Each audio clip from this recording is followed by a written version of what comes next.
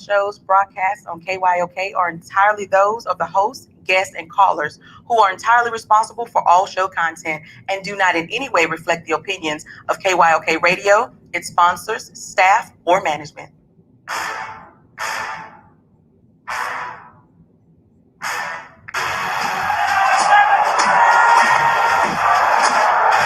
you walk out on that field today, ask yourself this question. What time is it? Game time! What time is it? Game time! What time is it? Game time! What time is it? Let's go! We ready! We ready! We ready! We ready! I'm going to the house! I'm going to the house! When I step on the field, I send one message. This is what it feels like. This is what it feels like. Ball is getting hit. That's it. It's gonna be football, no. What time is it? Game time. What time is it? Game time. What time is it? Game time. What time is it? Let's hunt. Let's hunt. Let's hunt. We ready? I'm going to the house. I'm going to the house. We're talking about the Jets like we're talking about the Saints. You know, all this 100-meter Miami Heat of football. Yeah. The bottom line is you got to buckle up the chin straps. It's embarrassing. Yeah. Don't disrespect the game like that. There's too much crying from him. He's a man. He can be a hit just like us. He's a man. You already make the big money. He's a man. I'm proud when you step on the field, man. That's who I am. When I step on the field, I send one message. This is what it feels like. Oh, my bad. You haven't worked in my world. What time is it? Game time. What time is it? Game time. What time is it? Game time. What time is it? Let's go. Let's go. Let's go. We ready? I'm going to the house. I'm going to the house. It's a wrap. Game over. Now this game is just getting started right here on the lunch break on the legendary KYOK and the all-new 92.3 FM. It is our Throwback Thursday. I'm AJ Jones and really excited about today. Got some very special guests going to be joining me, and I'm really excited about Kris Gardner, Houston Roundball Review. You know, we always have him on Thursday, and I got to get his take on the NBA Finals. I got to figure out where I went wrong. I've really been wrestling with it, and not only do I admit that I was wrong, but I really went wrong. I mean, what did I see in Phoenix, and what didn't I see in Milwaukee? In fact, I went back and heard myself say, I have no faith in this Milwaukee team that they could be one of 7 to come back from an 0-2 deficit. And not only did they come back from an 0-2 deficit, they did it 4 in a row. They didn't do one here, one there. They did 4 in a row. Obviously, they were better than I thought they were. And I'm going to get Kris Gardner's take on what did I miss. And, you know, for all of y'all that are coming for me, you don't know sports, you definitely don't know basketball. If that were the logic, I mean, there would be so many of us that couldn't do anything because we got it wrong more than once in our lifetime. You've gotten your job wrong more than once in your lifetime. You've gotten it wrong parenting more than once in your lifetime if you are a parent. There are some people in marriage that have gotten it wrong. Some have survived it, some have not. So if we use the logic that because you get it wrong this time, you shouldn't be doing it at all, we won't do anything. We'll all be sitting around staring at each other, and we can't even stare at each other because we'll do that wrong every now and then. It's the beauty of sports. One thing I love about sports is I can talk about my team as a fan. I can talk about my team, you can talk about your team, and we can both be wrong. One can be right, the other can be right, or we both can be right. You know, and it just makes it a lot of fun. I'm not one of those fans that's punching holes in walls. I'm not one of those fans that's getting in fights. I'm not one of those fans that's doing all that kind of craziness because I got it wrong or because somebody else said something about my team. So let's just relax and enjoy sports. All right? Got to talk about the UT Longhorns and Oklahoma. They have petitioned the SEC to make a jump from the Big 12 over to the SEC and make it a power conference. Well, the question for me is, where will the power be? I mean, you're obviously going to put UT in the West. You're obviously going to put Oklahoma in the West. Well, last I checked, in the western part of the SEC, couple of pretty good teams. Let me make sure I got this right. Over in the West, SEC, you've got Alabama, you've got A&M, I get it. You got Auburn, LSU, Ole Miss, Arkansas, and Mississippi State. Logic will tell you that they should probably move Alabama from the West to the East, and maybe even Auburn, but they're not going to leave a conference with Oklahoma, Texas A&M, LSU, Ole Miss, Arkansas, and Mississippi State. Nick Saban ain't having that. Saban ain't having that. And oh yeah, by the way, UT fans, Oklahoma fans, Saban runs the show. So, anyway, we'll talk more about that. Got to take a break. We'll be right back right after this on the lunch break on the legendary KYOK and all new 92.3.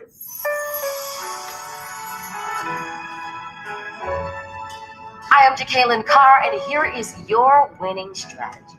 When people are up against a giant in their lives, they begin to compare their sizes and look at the odds against them.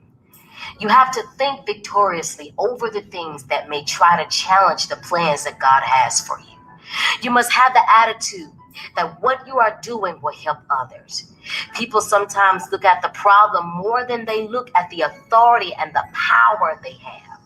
Looking at the dilemma brings on fear and puts people in a place of being intimidated by something that God has already given them victory over.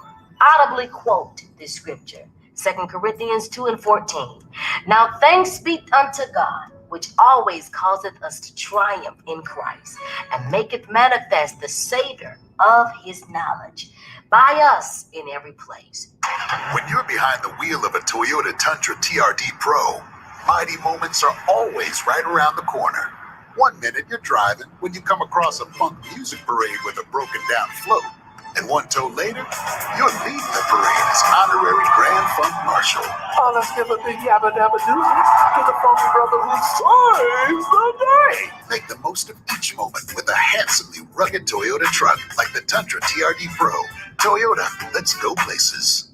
Are you paying too much for term life insurance? There's a tremendous price war among the major term life companies. Rates have dropped dramatically in the past 2 years. For example, a man age 45 non-tobacco user, $1 million of coverage is only $75 per month, level for the next 10 years. Or a man age 50 non-tobacco user can buy $500,000 of coverage for a monthly premium of only $110. Guaranteed not to change for the next 20 years. That's right, level rates for 20 years. And if you're a smoker, we have great rates for you as well. At the Term Lifeline, we specialize in policies of $500,000 and above. So if you're looking for new or replacement term life insurance, call right now for a free quote. Rates and availability may vary by state. Sample rate quotes are based on preferred non-tobacco underwriting exam required to qualify. 800-298-0139.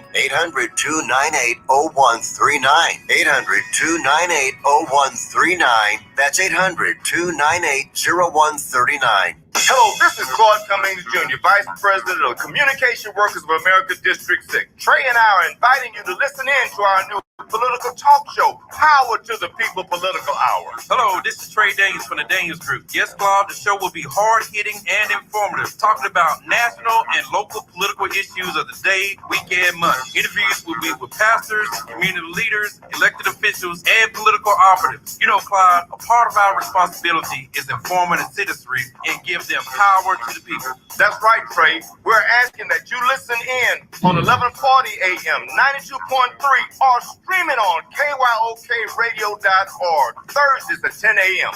Got to give the people now. Give the people what they want. Brian Courtney Wilson, and you're listening to The Lunch Break. All right, y'all, back here on the lunch break on the legendary KYOK, all new 92.3 FM, streaming live on KYOKradio.org. Let's see. Looks like my guest has been held up. That happens, but I hope he's able to drop in on us, talking about none other than Nate Griffin, Fox 26, longtime broadcast journalist, great guy, color analyst for Rice football. Kind of want to get his take on UT, Oklahoma, asking to head out from the Big 12 over to the SEC. And I don't know about you, but man, that would be an interesting deal. I was talking with Todd Malcolm about it yesterday, and he was telling me that the move would help with UT recruiting, because apparently a number of the recruits that they're missing out on are telling them that they're not coming to UT because of the conference that they're in. And I hear it, simple logic will tell you, yeah, that'll change. You'll get better recruits. But does that mean you're going to beat Alabama? Does that mean you're going to beat, LSU when they're up, Auburn when they're up, Georgia, Florida, heck, A&M? A&M that UT used to beat back in the day. This ain't the same A&M.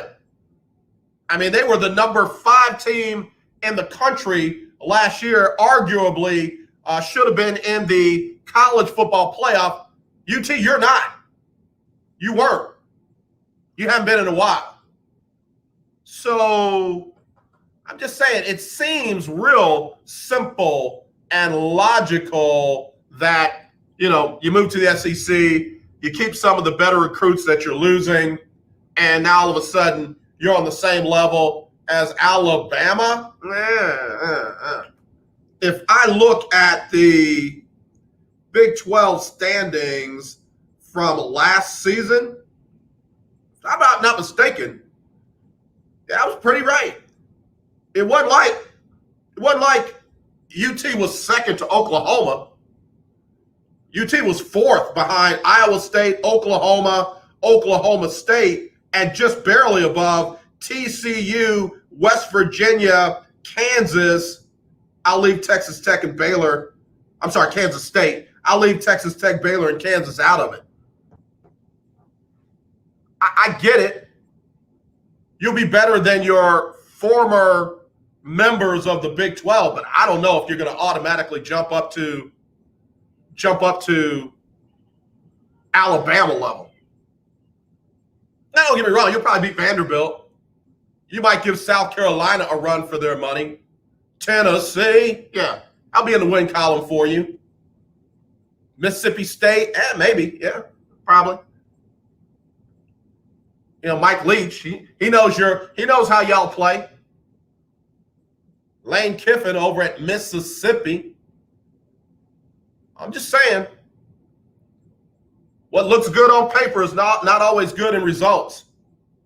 It's going to be interesting, though. I'd like to see it. The SEC is also talking about not wanting to be under the control of the NCAA. They're literally talking about not being under the control of the NCAA. And I'm not a big SEC fan. I think they get way too much credit. You know, they got all the power, but I like that. Monica Morris Howard, what's up, Queen? How you doing? You know, we're praying for you and your family. Monica has experienced a number of family members passing in a short amount of time. So y'all who believe in the power of prayer and positive energy and all that, you know, send it her way. But Monica, let me just say this. I am not a big fan of the NCAA. Let's see, the enemy of my enemy is my friend. So I can be friends with the SEC if they're going to pull away from the NCAA. I got to take a quick break. I'll be right back right after this on the lunch break. Oh, all great writers.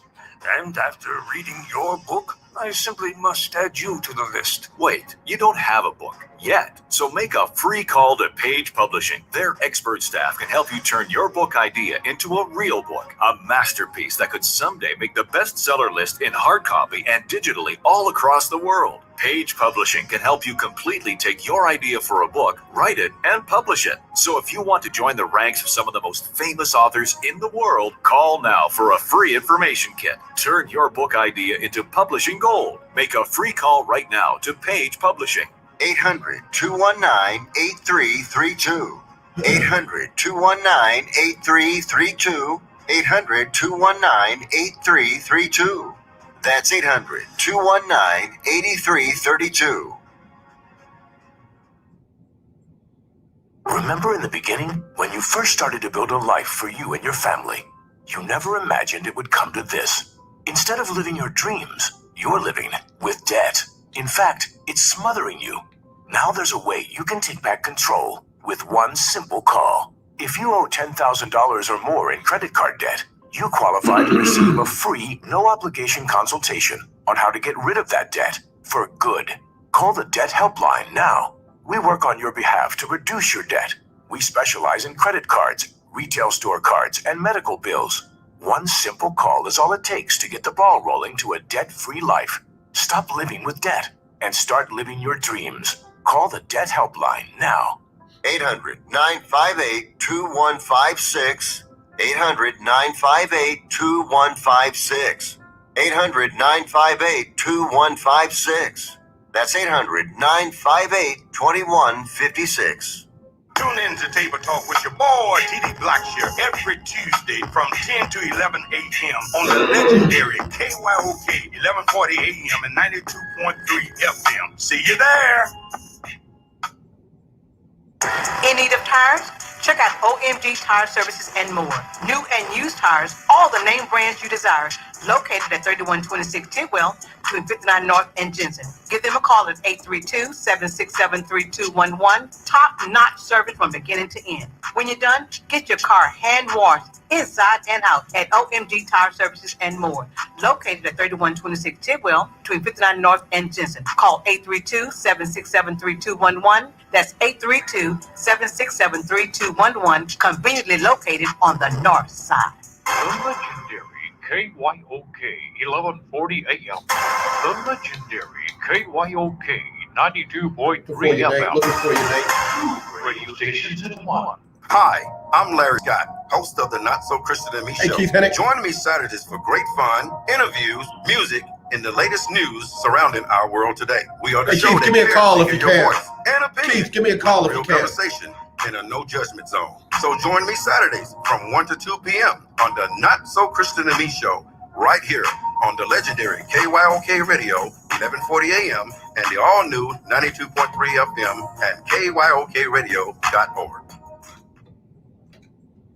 Hey, what's up? This your boy James Fortune, and you are listening to The Lunch Break. Keep it locked. All right, y'all, we're back here on the lunch break on the legendary KYOK and the all-new 92.3 FM, streaming live, KYOKradio.org. Also, Facebook at The Lunch Break KYOK, at The Lunch Break KYOK. And also, we're on YouTube. It's under The Lunch Break with AJ Jones. The Lunch Break with AJ Jones. Twitter, what it do, baby? At Lunch Break KYOK. At Lunch Break KYOK. Keith Hennick, if you can, give me a call. I want to get your take on UT leaving the Big 12 and heading over to the SEC. I got on a UT fan page last night on Facebook. And, man, I tell you what, you would have sworn UT has racked up like 12 recent Big 12 championships, like they competed in the college football playoff the last 18 times, and they got at least 5 chips, the way the fan base was talking.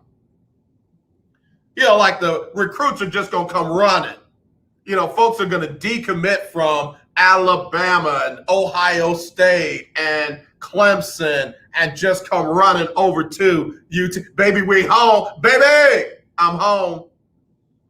I don't know if it's going to be that easy. And, oh, yeah, by the way, just like I said, Nick Saban is running the SEC. You know who's running the Big 12, right? And it ain't UT. It ain't. Lincoln Riley and Oklahoma have been at the top of the Big 12 most often recently than UT. I get it. I get the Red River rivalry and all that, but I'm talking about at the end of the year when it matters.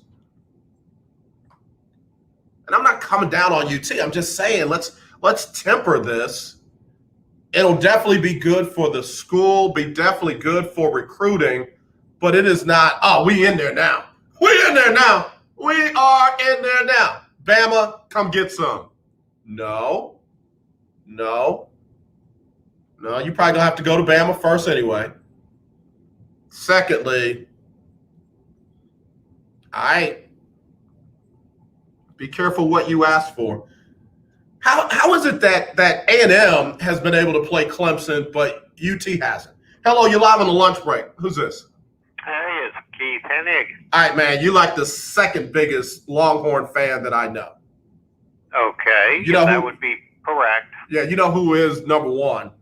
Oh, that would be your future caller of the year 2021. I don't know. He takes the lead and then he drops off. I might call him Phoenix right now. He jumped out early. It doesn't look like he's going to finish strong. Right. Yeah. So what are your thoughts? I mean, obviously that would be great for the program if Oklahoma and UT could bolt from the Big 12 and head on over to the SEC. But if they end up on the same side of the conference with Alabama, how good is that going to be? It's going to be not good. I am personally opposed to this jump. I think Texas needs to stay exact where it is, because when you move into the SEC, you are playing real teams. And I think their record would just be dramatically horrible, just horrible. And that's the thing. I mean, I'm gonna have to get Todd on here, but I get what Todd is saying about how it will help with recruiting. But if you lose as bad as it could be in the SEC, then how much is that going to help with the recruiting? Oh, I think there will be no recruiting. If a kid is looking at an SEC school and you're talking about Alabama and LSU and the others, Auburn, they're not going to come. They're not going to come to Austin. Why would they? I'm just going to look at. I can't. I thought I could look at last year's schedule. I didn't have that in front of me. But my thing is, if you were having trouble with Iowa State, Oklahoma, Oklahoma State, how you gonna run through Alabama? And this ain't the same A&M, that y'all were beating up on back in the day. And by the way, Georgia and them might not be able to beat Alabama, but they might be able to walk through Texas easily. I think this proposed move is a huge mistake. Firstly, I'm not excited about Sark. Secondly, moving out of the Big 12 would be a huge mistake, in my opinion, for the Longhorns. I just do. Oklahoma might do okay in the SEC. Texas is really a second-tier school in the Big 12, and they would be a third-tier school in the SEC. Again, my opinion only. Yeah, no, I get it. And that's why I wanted to get you on. I wanted your opinion. Let's see. So Florida 8-2 last year, Georgia 7-2. All right, so they'll come in over Missouri, who was 5-5, and definitely over Kentucky and Tennessee and South Carolina and Vanderbilt. Over on the what I call the left side, you got Alabama 10-0, you got Texas A&M 8-1. Auburn was even 6-4, so they'll fall in that Auburn, LSU, Ole Miss kind of area there. Okay, if that's what you want, if that's what you want. No. That would get so ugly so quickly that I really think the regents and Sark and everyone needs to rethink this idea. Jumping into the SEC, you're playing pro-quality players, and UT doesn't have any of those. See, and that's so you just said what I was thinking. Oklahoma is more SEC ready right now, especially when you got Rattler and some of the guys that they got coming back. UT was already struggling, and they had Mr. I'm gonna be a Longhorn, and he's gone. So now you're coming in with a new quarterback, new coach, new system, and everything, and you try to jump into the SEC, and you barely handling the Big 12. Well, you're not handling the Big 12. The Big 12 is handling you. And if you go up to a conference with the quality teams that the SEC has, it's going to be painful to watch. It is going to be extremely painful. I cannot see the Horns walking into Tuscaloosa and coming out with anything but a humiliating loss. Yeah. Same in Auburn. It's just a bad idea all the way around. And I'm not trying to beat up on the Horns. I want to be clear. If I look at the Horns with what they have right now, like I said, I put them somewhere between third and fifth. Somewhere between third and fifth in the no, I take that back. I put them somewhere between fourth and sixth in the West, because if you put Texas and Oklahoma in the West, well, it's not like Texas is going to all of a sudden start beating Oklahoma. I don't think they're going to beat Alabama. I don't think they're going to beat A&M. So, again, fourth down is where they'll be there. If some kind of strange way they align them in the East, again, I put them no better than third, if that. I think third is ambitious. I really do. When I watch SEC football, it's like looking at pro football. These guys are real football players. And I can't speak to this year's Longhorn team because I don't know what this new system and this new coach is going to be. Right. I don't know, but he's got a lot of freshmen and sophomores. And I'm just afraid if they walked into a real SEC stadium, they would melt down. And I am really hopeful that they rethink this. Yeah. I kind of want to see it, though. I kind of want to see it. Want to see it. It'd be great for my job. You know what I mean? Oh, yes, it would. And you would pound on Todd Malcolm and Keith Hennig with everything you had. And you know what? I forgot, and I got to be gentle with him because, he's dealing with some issues. Keep Longhorn Keith Hawkins in your prayers. His mom has not been well, and we want to keep lifting him up, just like we're lifting up Monica Morris Howard. But Longhorn Keith is definitely up there with you and Todd as far as the biggest Longhorn fans that I know. I would love to get his opinion on about the move as well. But, yeah, man, I wouldn't beat up on y'all too much. But I can't let it slide, though, Doc. I can't unsee them getting blasted by Oklahoma and LSU if LSU bounces back, Auburn, Georgia, Florida. I can't unsee that. So, I got to say something. Yeah.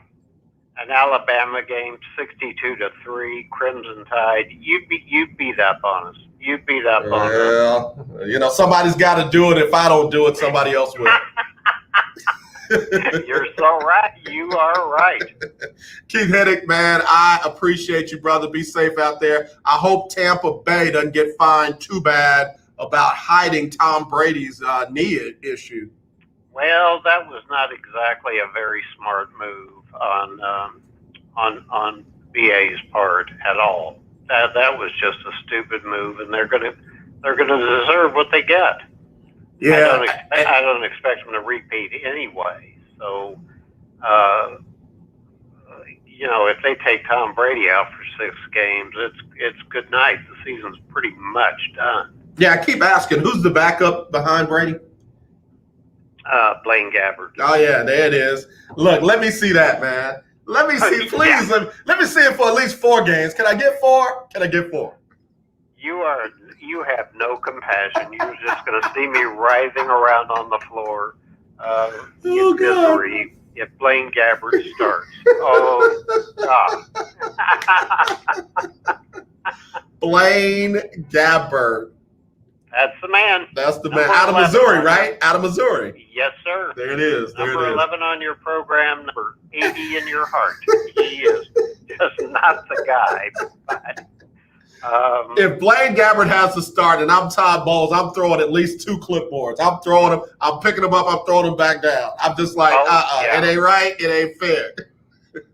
Byron Leftwich is a brilliant offensive mind, but you've got to have skills to run that system. And with all due respect to the young man from Missouri, he doesn't have those skills. Well, I was gonna let you say it. I was gonna let you walk into it. That would put pressure on Leftwich. That's gonna put pressure on Todd Bowles' defense. And I sure pray Bruce Arians is taking his medicine, because if he's not, man. I do too. He's an old guy like me, and he could just check out if Blaine Gabbert pulls what he is capable of pulling. Man, we need to leave Blaine alone. Blaine might come in there like Frank Reich when he was playing them Oilers back in the day. What was that score? They were down 35-3 or something crazy like that. You're right. Yeah. In a snowstorm. Yeah, I remember that game like it was yesterday. Yeah, man. I just hurt some feelings. Let me stop. Keith Hennig, appreciate you as always, man. Have a great rest of your day. Appreciate you too. Thanks, AJ. Take care. You too. Keith Hennig, Call of the Year 2020. Always good chopping it up with him. He is a really good dude, man. He is a really, really good guy. Yeah. A lot to chop up right there. If you're a Longhorn fan, I want to be open-minded. I think it'll be interesting. 2 things. If the SEC turns itself into a mega, we can't even call them a super conference. They would be a mega conference if they pick up UT and Oklahoma. Just, not talking about wins and losses, but those level of schools from a money standpoint, from a draw in ratings and following of fans, that would be huge. That would make them a mega conference. If they do that, and if they legitimately devise some kind of plan for them to pull away from the SEC, oh man, we talking about something. Yeah. I want to see all of that. I want to see that as bad as I want to see Blaine Gabbert starting for the Tampa Bay Buccaneers for somewhere between 4 and 6 games. I don't know what if you're going to do that stuff, if you're going to hide the fact that your Super Bowl MVP winning quarterback had a knee injury that really should have kept him out, and you didn't report it one time, why leak it now? Why leak it now? Why let it leak out now? Like, that's one of those deals where you get everybody in one of those caged-in rooms, the self-contained rooms. Everything is analog. Nobody can trace you. You're off the grid, and you just go and point in everybody's face. If you leak this, I'm gonna get you. You gotta have one of them deals where you put everybody's phone in a one of those metal bowls that you mix up eggs and flour in. Put everybody's phone in there, put it in the microwave, and just blow the whole thing up. You gotta start keeping some things in house, because good God, whoever leaked that one, man, I tell you. Just heard from my special guest, Nate Griffin, going to be joining us in just a few minutes. Nate Griffin will be joining us in just a few minutes. So can't wait to have the color analyst for Rice football My good brother Pat Creighton called him Hollywood back in the day when they had Nathan Crate. I mean, literally one of my and speaking of, let me get him on now, man. You just don't know. This is like a stargazing moment for me. Oh my goodness! Stop it! How you doing, man? I apologize for being late. I'm sorry. Nate, I'm just glad you're here, brother. I am so glad you're here. And I'm not kidding, man. You have been one of my favorites in this market from the day I got here. And I do, brother. I love the way you handle your business, man. Nate, do me a favor. Tell people about you, where you came from. You're from Mississippi, am I right? I am. Straight up. straight out, as they say.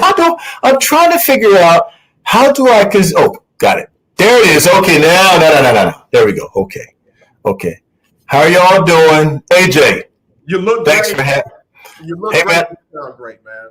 I'm coming in hot. I'm coming in hot from Pitch 25, where they what they're doing is they're doing a news conference down there to talk about the FIFA World Cup 2026. Okay. And right now, look, Kris and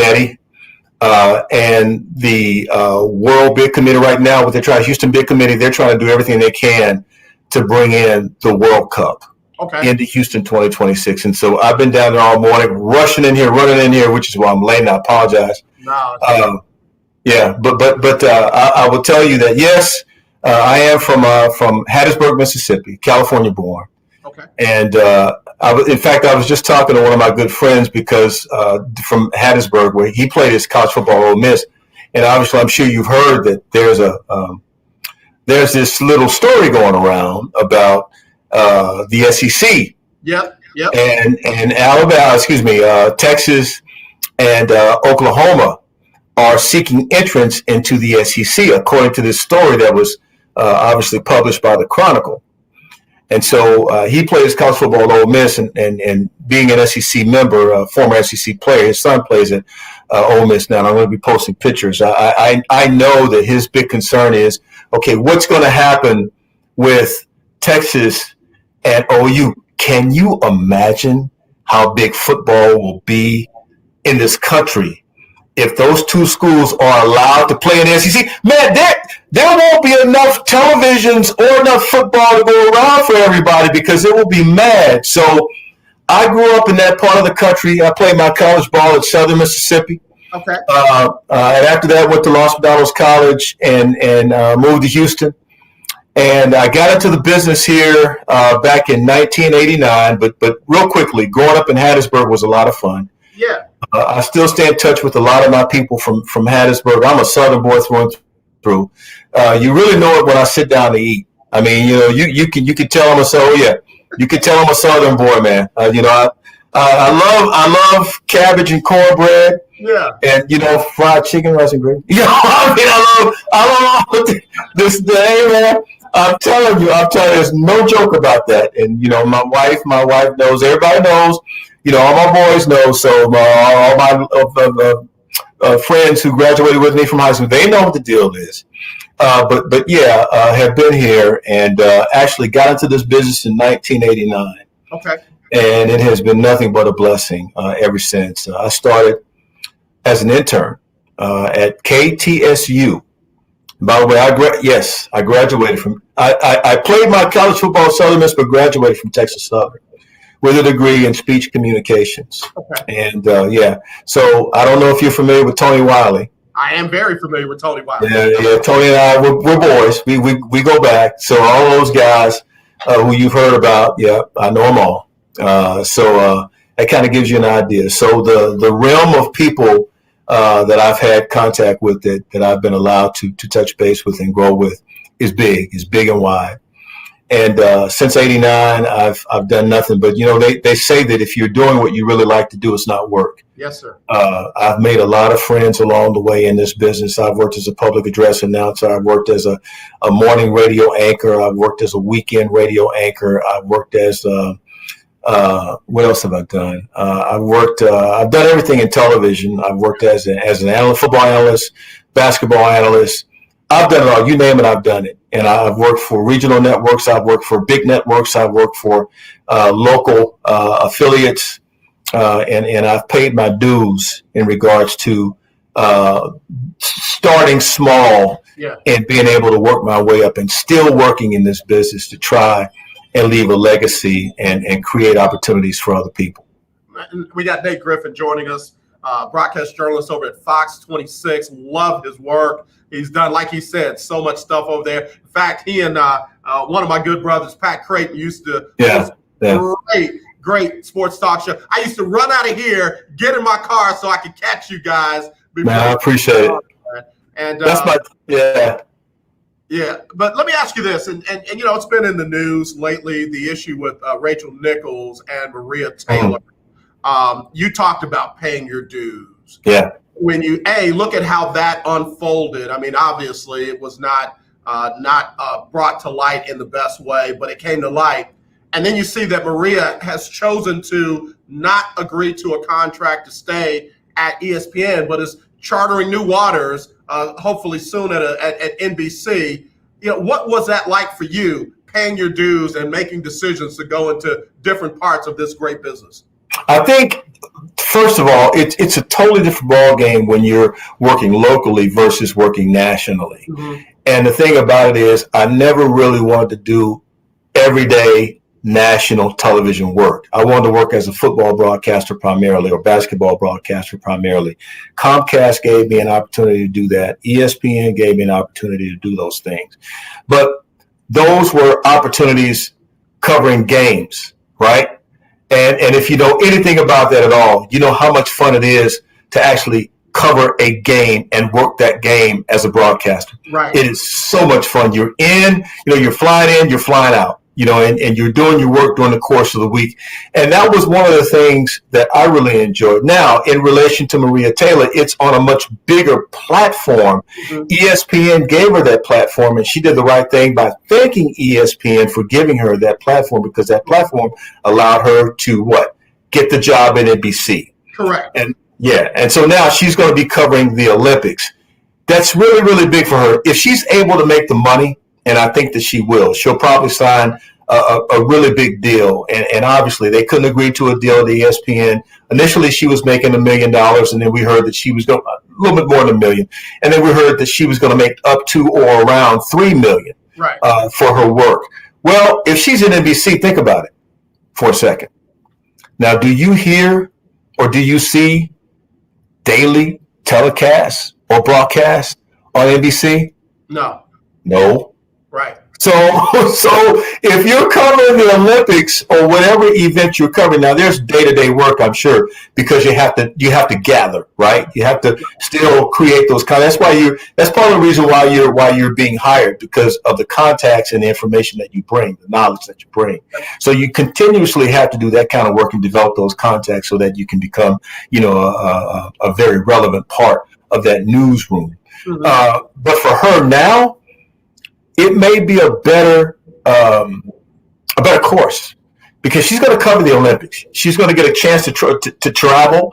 She's probably going to be covering a lot of special events like the Olympics, which will allow her to travel. She'll cover some football games, you know, some big college football games in NBC. I think NBC still has a contract with Notre Dame. I'm not real sure about that, but she'll be able, so she'll still be able, with that experience. If she gets an opportunity to do some sideline work, she still do some sideline work. If she gets an opportunity to do studio work, she can do studio work. There's a number of things that she'll be able to do because she is found with NBC. So congratulations to her. She's paid her dues, and apparently NBC feels that she's ready to go. Yeah. And we got Nate Griffin joining us here on the lunch break. So glad to have him on the show. Been a fan of his for a long, long time. Thank you, man. On the possible move with UT and Oklahoma to the SEC, obviously that will open up some doors in the Big 12. Houston is a logical name, but where is Rice in all of these discussions, given that you cover Rice football? Let me tell you right now. So if Texas and OU are allowed to get into the SEC. And I did this on the broadcast this morning. If Texas and OU are allowed to get to the to the SEC, think about the NIL, name, image, likeness. Yeah. Bryce Young, their quarterback at Alabama. Yeah. He's thrown 22 career passes, 20, and already making $1 million. Yeah. All you have to do is say, I played Alabama. That's all you got to do. Or all you have to say is, I play in the SEC. Uh-huh. If you win, oh my God, think about the money you can make. The money you will be able to make, name, image, likeness. That's an automatic recruiter. From now on, Nick Saban, who at one time was a defensive backs coach for the Houston Oilers, that's when I first got exposed to. Ask Ralph Cooper. Ralph Cooper was everybody's mentor. Ralph was everybody's mentor. Ralph Cooper is I won't say he's old as God, but he's, if you're watching Ralph, I said it. I said you're old as God. The bottom line is, if and he'll remember, he'll be able to tell you. I think that was either under Jack Party. Yeah, that was under Jack Party, I want to say. Yeah. That Nick. So Nick Saban is now the head coach of Alabama. And he's won 7 national championships. Yeah. He doesn't have to work that hard to recruit now. Right. Because of name, image, likeness. And my goodness, hey man, the television revenue, Texas wants that. Yeah. Their contract runs out, their TV contract runs out in 2025. Okay? So now they can get a bigger piece of the pie if they're in the SEC. The Longhorn Network contract runs out in 2032. Okay, so now that dissipates. But you still have schools that can be involved with that, or they can do whatever they want to do with that. Okay. So the Big 12 athletic directors are actually going to meet tomorrow. Okay. Which probably will also include the Big 12 commissioner. I'm quite sure they're going to have that meeting with him. And if I'm them, I try to dissuade Texas and OU. Those are the bell cows of the Big 12 conference. If they're gone, it doesn't mean that the Big 12 should disband, because you still have Texas Tech, TCU, you got Oklahoma State, which in my estimation will probably be one of the top schools now in the Big 12. You still got Kansas State, you got Iowa State. You still have quite a few schools that are involved in the Big 12.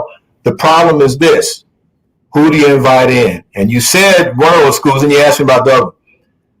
I would think that from a logistical standpoint, from a territorial standpoint, it would make sense for both those schools to be invited and allowed in. University of Houston right now in the American Athletic Conference, where do they have to go to play their games? Does it make any sense?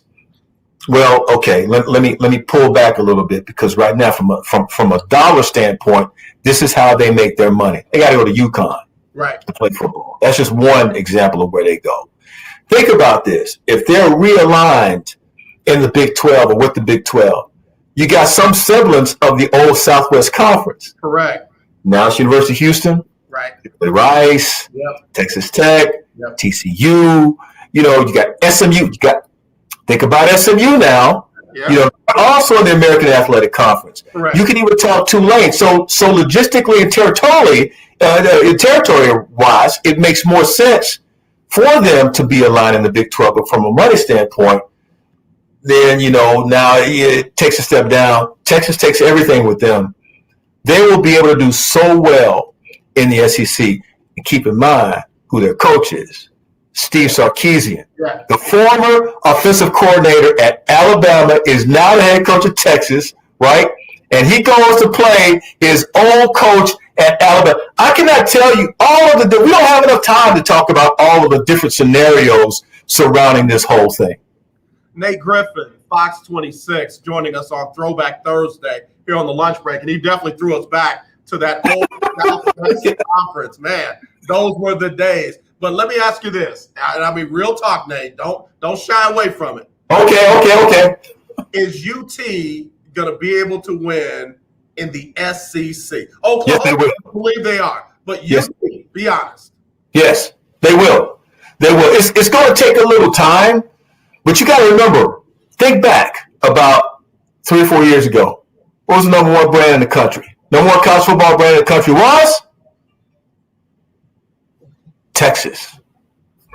Before Bama won their what, 2 championships, it was Texas. Texas was the number one football brand in the country. I got you. Okay, I see what you're talking about. You gotta go back and look at the history. All right. So in terms of being able to recruit, now Texas can recruit all over the country. They have the fan base. They have the money. They have the facilities. They have everything they need to be one of the best teams in the country. Steve Sarkisian has to get them there. Now, we know he can handle the X's and O's. The question is, can he bring in the Jimmies and the Joes? Right. That's the question. If he can bring in the Jimmies and the Joes, and he can coach them and motivate those kids to play, I'm telling you, man, is the Red River rivalry, Texas, Oklahoma, buddy, you'll see Texas against LSU, Texas against Alabama. All you'll see on the networks is Sarkisian versus his old mentor. Okay? Nick Saban. There's so many different possibilities. And Texas A&M, remember, Ross Bjork, the AD at Texas A&M, says, we take pride in being the only Texas school in the SEC. Right. Well, of course, what Texas does, A&M wants to do. What A&M does, Texas wants to do, right? So there again, so many. And by the way, don't forget about that rivalry you just created. Now you recreated the Texas A&M rivalry. Everybody wants to see it. It's a big deal now if you put them together, but one team's playing the SEC, the other's Big 12. But if you get them both in the SEC, oh my goodness, man. Boy, Nate, that's why I'm glad to have you on the show, because you're bringing perspectives that I haven't dug into yet, might not have ever touched, but you are definitely dropping out like the pro that you are, Nate. When it's on the show. Nate, before we go, man, tell me about your Houston Rockets. Just saw a report that they might be interested in Dame Lillard and putting together a package for him. I'm of the belief if you're going to rebuild. Just go ahead and tear it all down, build it all back up. We haven't seen this in decades with the Rockets rebuilding like this. What are your thoughts, and what do you think they should do?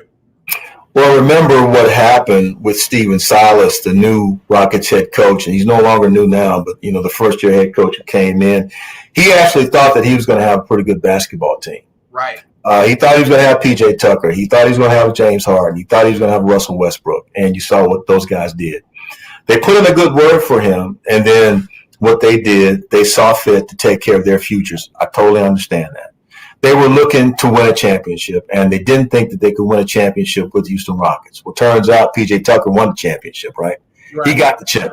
So that's the thing you're looking at now. If you bring in a Dame Lillard, you better make sure you have a front court to support what he can do in the backcourt. Backcourt, right. Because we saw what Milwaukee had. We saw what Phoenix had, right? DeAndre Ayton for the Phoenix Suns, good center, not a great center, not yet. Not yet. It's hard to play when you got to deal with a Giannis Antetokounmpo night in, night out.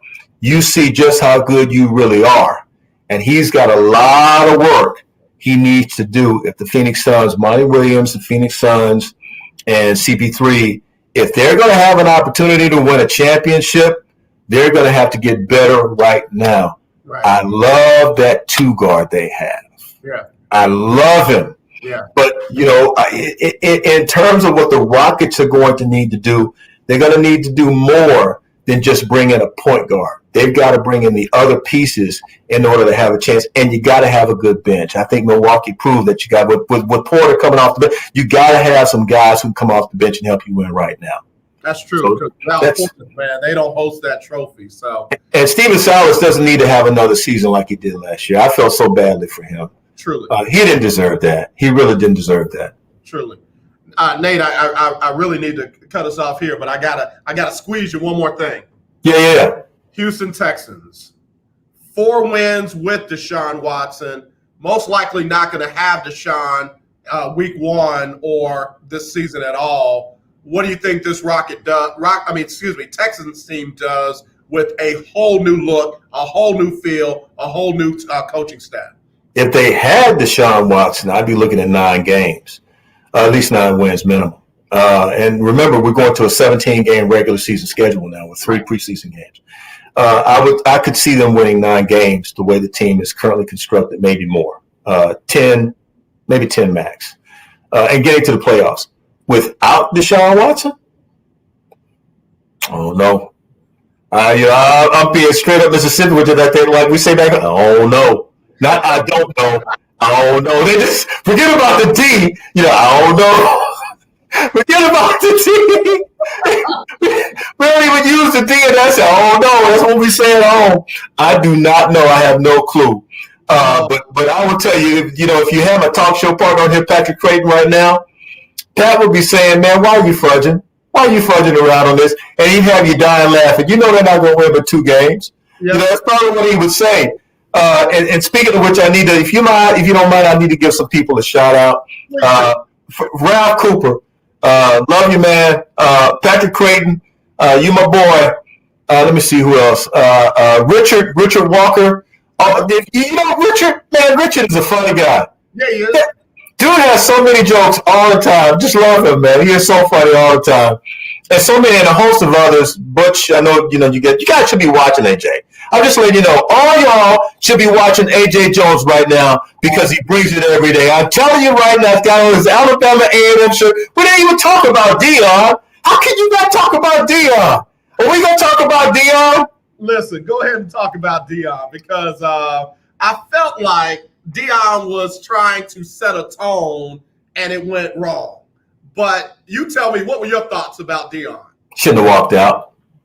Okay. He shouldn't have walked out. I think that you had see. Here's what has to happen. You have to have the right kind of training, okay? And there are times when you're going to have others to intercede for you. Okay. And if the others intercede for you, the coach isn't put in a position to have to worry about that kind of situation. Absolutely, right. Or what Deion could have done was had that particular reporter muted, and then later go back to him after the situation had sort of calmed down a little bit. Gotcha. But I think you have to mute him. Deion, by walking out, a lot of other reporters missed out on an opportunity to interview Deion, who probably would not ordinarily have that opportunity. And that's the only thing I see, because you're going to have riffs. Yeah. You're going to have riffs during, press conference. It happens all the time. Yeah. But it's just a matter of how do you diffuse them so that everyone can come back to a sense of common decency and purpose and understand that you have a lot of people involved in the situation and we need to take care of everyone. Yeah, no, I agree. I like the way you broke that down because we've seen that where coaches and front office people have been insulated where somebody else did the dirty work. Yep. The coach was able to go on and do what they're out there to do. I hope Deion gets that because I really think he is going to do great things for that program. I do too. I got them about third in their side of the SWAC. The team I got for people to look at, Alabama A&M won it last year. Yeah. Watch out for FAMU this year. You think? Bob Hayes is old school, huh? Let me tell you something. They won 9-2. Yeah. They played a full season before COVID hit. And, some of those young people are gone, but the head coach and that coaching staff are still there. Watch FAMU come into SWAC with a whole lot more energy than people thought they had. I tell you what, I'm really pushing hard for Clarence McKinney at Texas Southern University. I had him on the show this morning, and I'm pushing hard for him. They won 1 game last year. That was by default. Postponed, had to cancel 2, and they only played like a 7-game season, I want to say. Really want to see him win at Tech. We're right here in the heart of Houston. Yeah. How can you have all this talent and not be able to? And he's won everywhere else he's been. So, let's see what can happen at Texas Southern. Especially when you see what's going on with the basketball team, men and women's side. Come on, man. We need to get the football team locked in. Johnny Jones. Yeah. Come on now. Do me a favor, Nate. Tell everybody how they can find you and follow you and all the great work that you do. Yes, sir. You follow me at Twitter on Twitter at Nate Griff. That's 2 F's and the big F, which is Fox. Nate Griff Fox 26. You can follow me there. You can also follow me at Color Analyst. I'm on both Twitter accounts, and then on Facebook, Nate Griffin Fox 26 and Nate Griffin. I have like all kinds of stuff.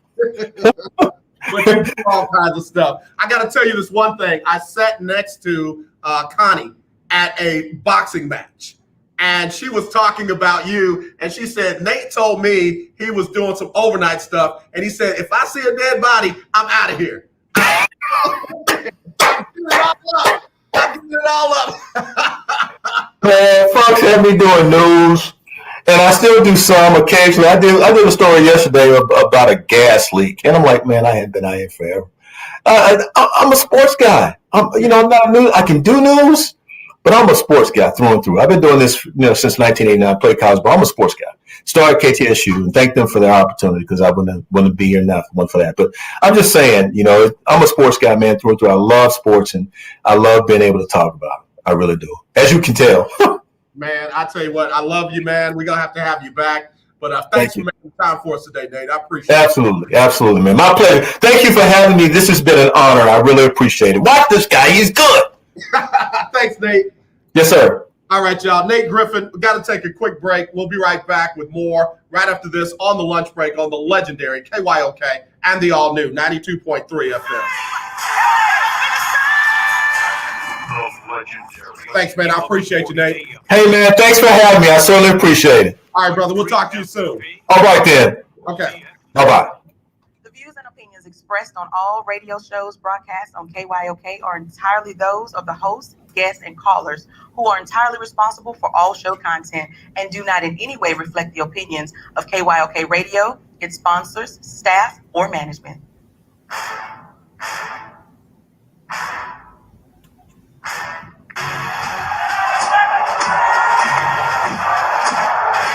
Walk out on that field today.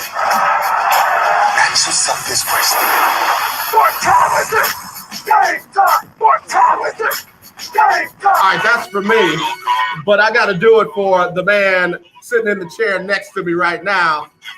And that's none other than the tall, light-skinned dude with dimples.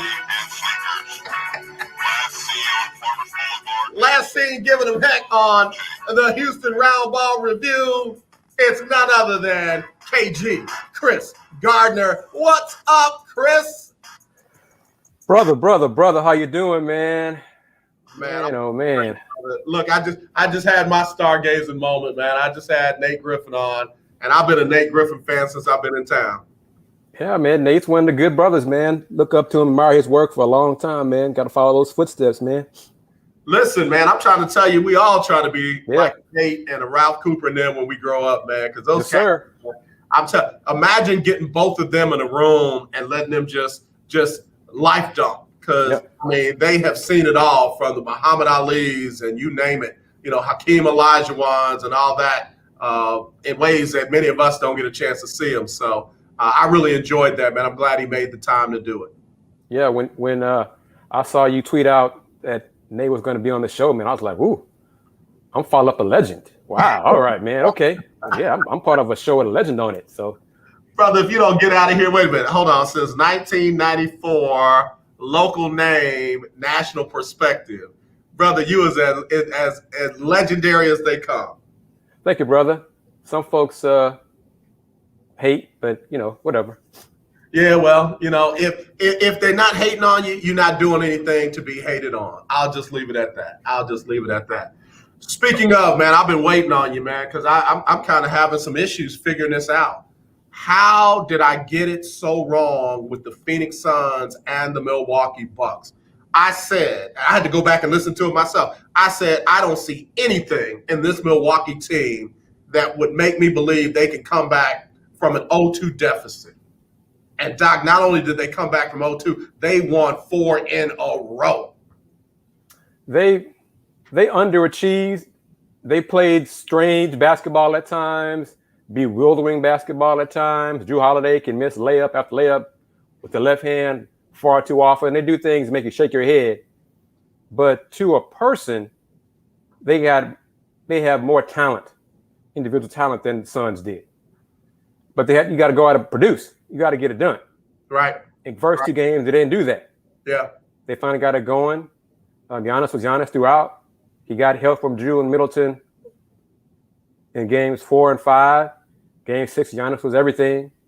Bud made some adjustments finally, and it worked out. And Chris Paul, Devin Booker, this wasn't enough. This wasn't enough for the team, and the Bucks won. And I don't want to hear any talk about a star and asterisk by this. Well, so and so was hurt. So and so was. I don't care. Yeah, that's not the Bucks' fault. Right. And anything where I want to see in the NBA history book, I want to look at the list of champions.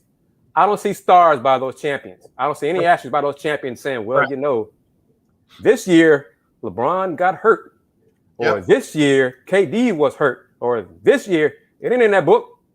So I don't know why media spends all that time, wasting all that time talking about it.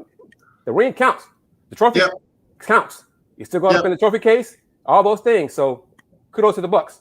Yeah, and let me just say it, real country, like, ain't nobody giving it back. Ain't nobody giving it back. And, man, again, they earned it. They earned it.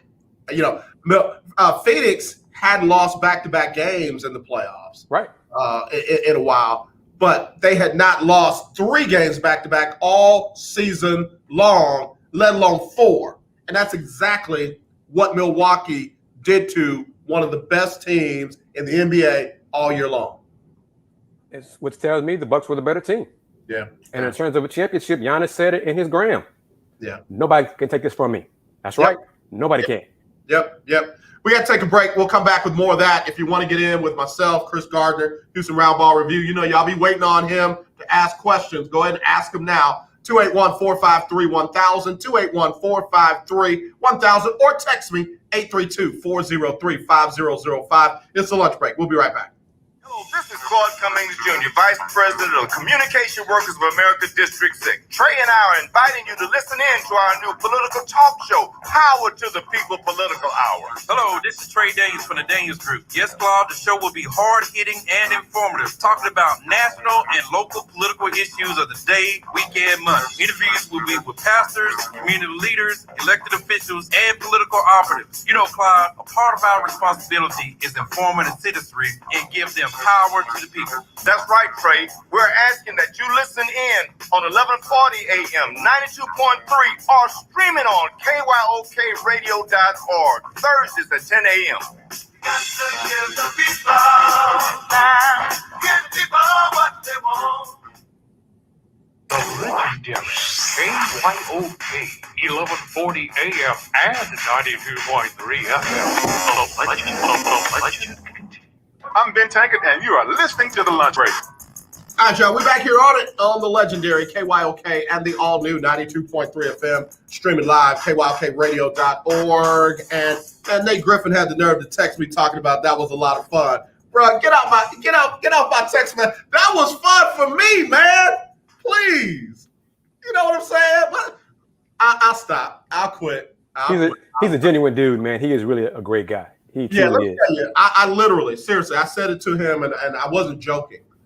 When him and Patrick Creighton were doing Nate and Crate, I would literally get out of here and run out and get in my car so I could catch the last part of their show because, man, it was fresh and it was no holds barred, and their, diversity, and I'm not talking about color, just, Creighton is all up in your face. Nate is the ambassador. I'm gonna find a way to make it right. Nate, it was just great radio, man, and I miss that because we really don't have anything like that in the market. But I like what you and Andy and Willie are doing, man, and that's why I want to get the 3 of y'all on so people can see y'all and start following y'all and get in there, man, because y'all bring that kind of energy, and I like what they were doing. I definitely love what y'all were doing, too.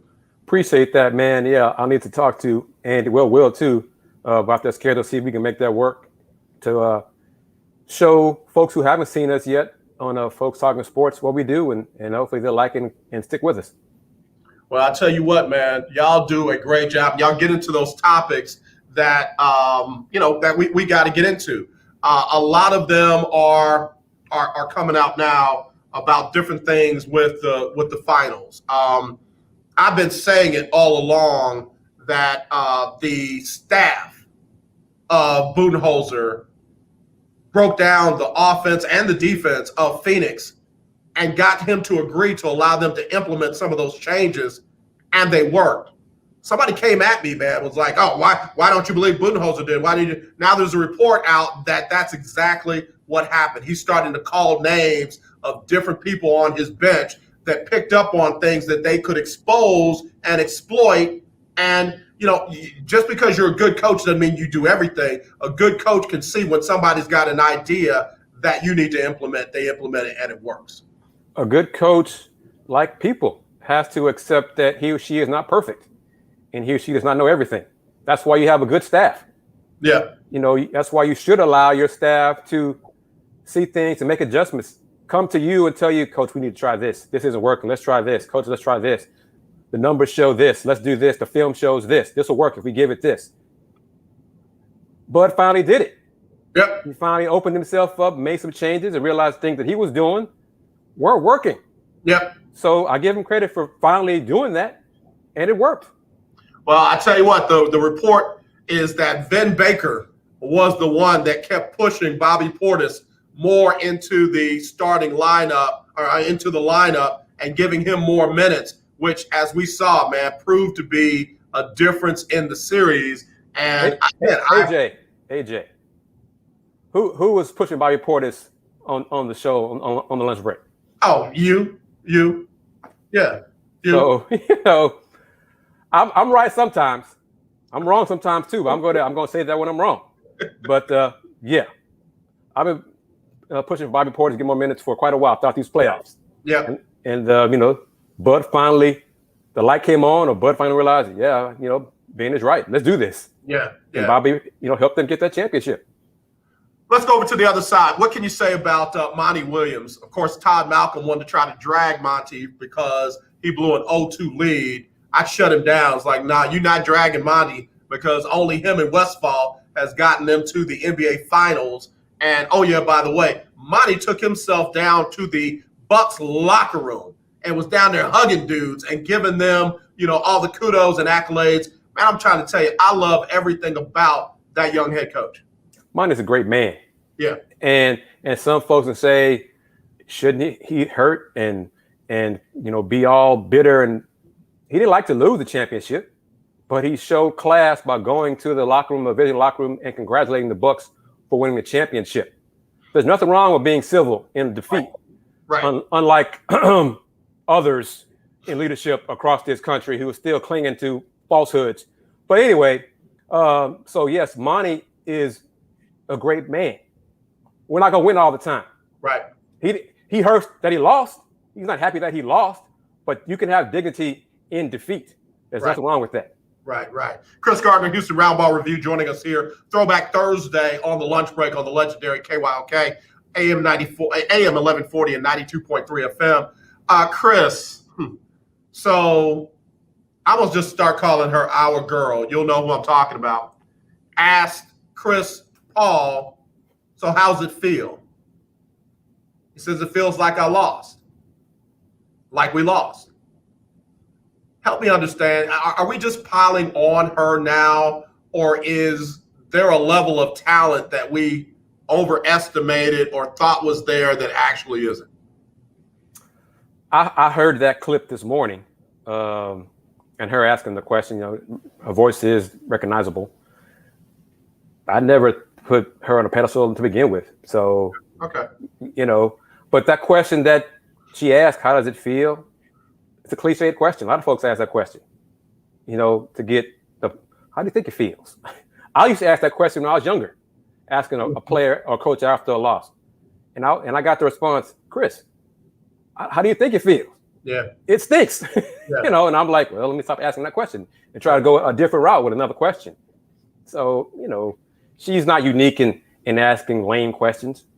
I try to ask my questions, phrase my questions in a different way, coming from a basketball perspective of that player, of that coach, because I've done it a long time. I've tried to get a gauge of the questions to get them to give me a good answer. Gotcha. And I think that it's actually more amplified, magnified right now, given what happened with Maria Taylor and the comments that were made about affirmative action. It's like, well, we better see exceptional journalism, question asking, broadcasting, all of that out of you now, because you literally have shined the spotlight all on you. Yes. And that was one of those moments where that's all you got. Like, that's really all you got. Right. And this is on her. She has to do better. So it's on her to do better. If not, then she will start going further and further away from the spotlight. Yeah. That being said, I also noticed that she had a vote in finals. Yeah, I did too. Yeah. I'm like, are you kidding me right now? Like, for real? Yeah, I'm not sure how the NBA handles that. You know, I think it was 11 people, media folks, who got a chance to vote for the MVP. So I'm not sure how that works. It's a little different for Final Fours because I've got a chance to vote for some of those as well. And it's random, you know, because some years I don't get a chance to vote. Yeah. And sometimes, hey, Kris, you want to? Yeah, okay, thank you. You know, so I don't know how that works for the NBA Finals. One day I hope to get to that status and be able to vote for MVP. So, you know, it's not on my bucket list, but if I get the chance to do it, I will accept it. Yeah. Kris Gardner, Houston Roundball Review, joining us on the show. Before we take a break, Kris, I got to admit, I have been guilty of this, but after hearing, so if I'm going to call her our girl, I got to start calling this other guy our boy. I'm talking about Emmanuel Acho. Whew, boy, he's taking a turn for something. I don't know if it's for the better. Sure, it's not for the better. But anyway, the face of the NBA. I've had comments that when LeBron steps away, very possibly Luka Doncic could have that that title if it ever was a thing.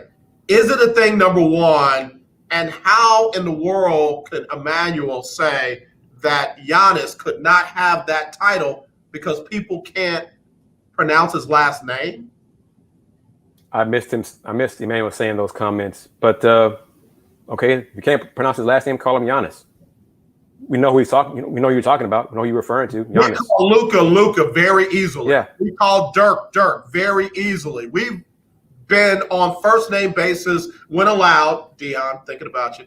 When allowed for a long time. So what in the world? I mean, again, is it a thing? Is this something that I need to stop talking about? We need to stop talking about? And if so, is the last name going to stop it from happening? I don't believe so. I mean, first, the face of the league decides that. The league markets people. Sometimes for years, I wonder why they market those people. You know, those folks haven't done jack. You know, why are you spending so much money and time on these players and they haven't accomplished anything yet? Well, Giannis has accomplished almost everything in the league to accomplish now. Right. Finals MVP, league MVP, defensive player of the year, all-star, all these things. And he's a good dude. Yep. You know, he's humble.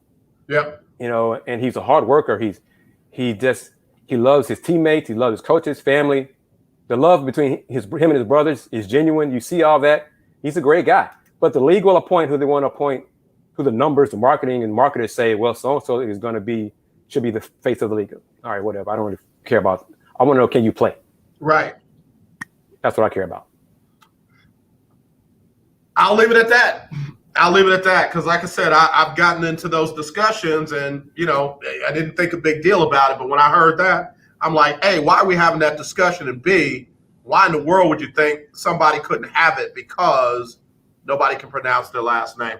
Anyway, we're going to come back with more right after this. Kris Gardner, Houston Roundball Review, joining us on the lunch break. Yeah, I know y'all got questions. Okay, I see them being texted. I'm trying to pull it up on the big screen. Kris, got a couple of questions for you. We'll do that when we get back right here on the lunch break on the legendary KYOK.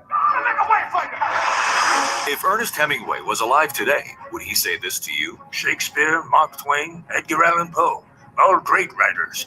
And after reading your book, I simply must add you to the list. Wait, you don't have a book yet. So make a free call to Page Publishing. Their expert staff can help you turn your book idea into a real book, a masterpiece that could someday make the bestseller list in hard copy and digitally all across the world. Page Publishing can help you completely take your idea for a book, write it, and publish it. So if you want to join the ranks of some of the most famous authors in the world, call now for a free information kit. Turn your book idea into publishing gold. Make a free call right now to Page Publishing.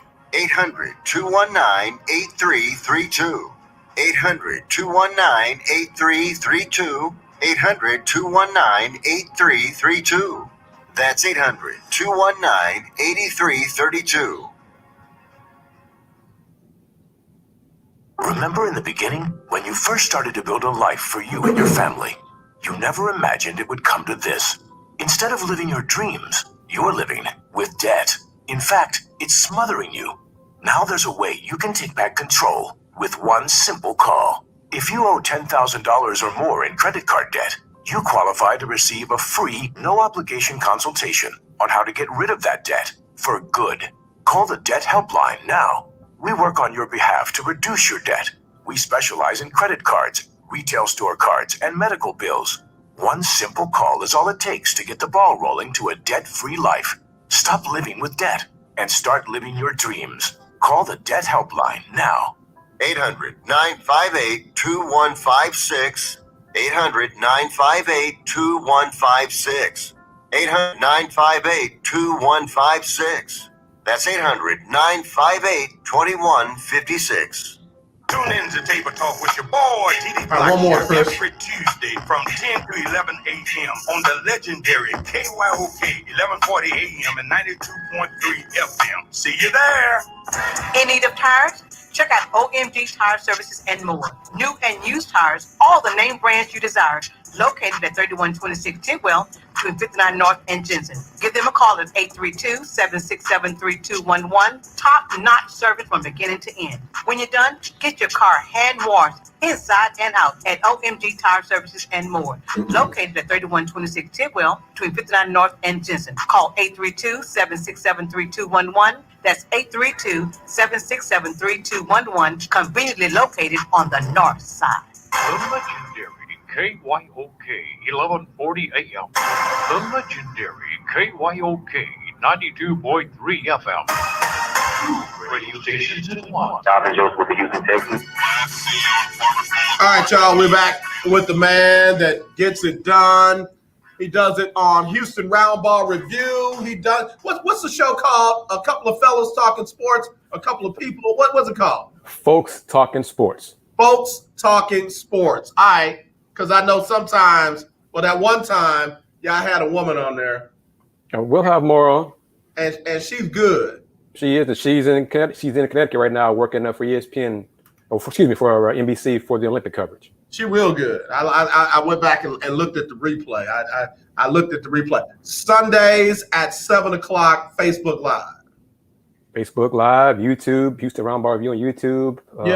Houston Roundball Review on Facebook as well. So, yeah. Okay. All right. I'm telling you, man. I like what y'all doing. I'm trying to figure out how to get one more panel on it, just like one more little screen on it.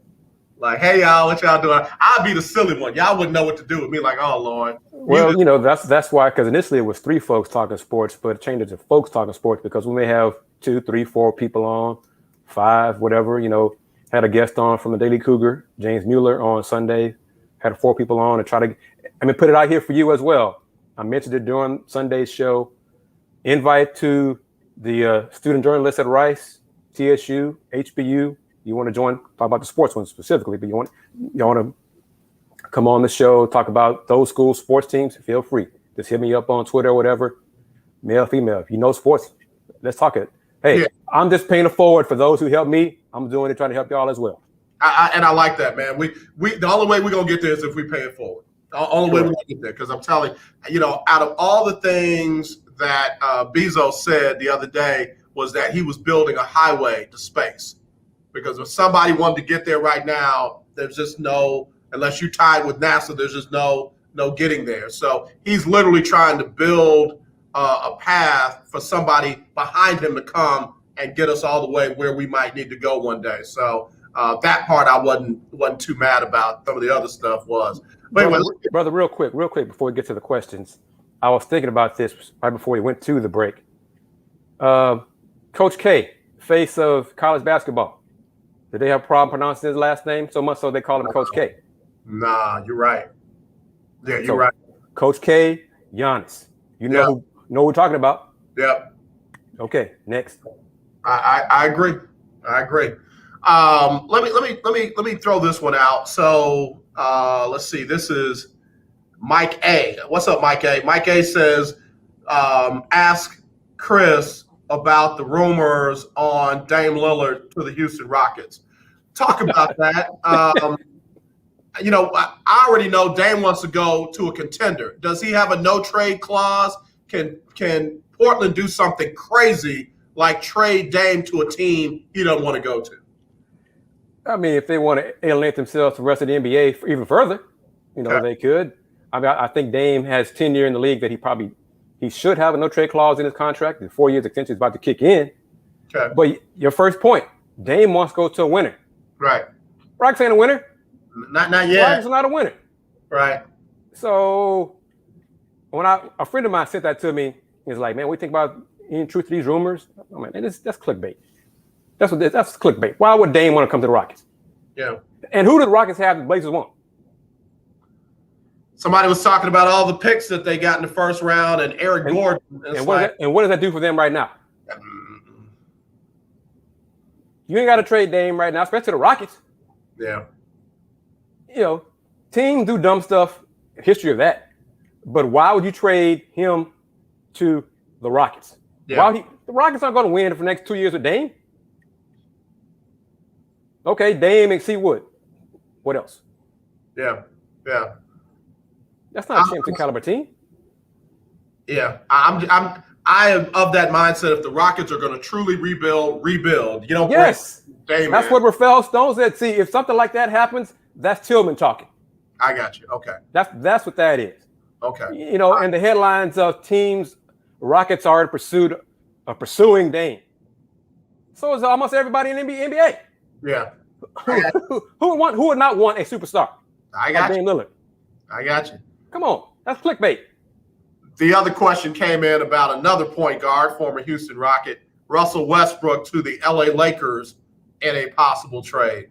I saw that too. What do the Lakers have that they could give the Wizards? Dennis Schroeder? Why would you want that? Kuzma, Dennis Schroeder, and some picks. Okay.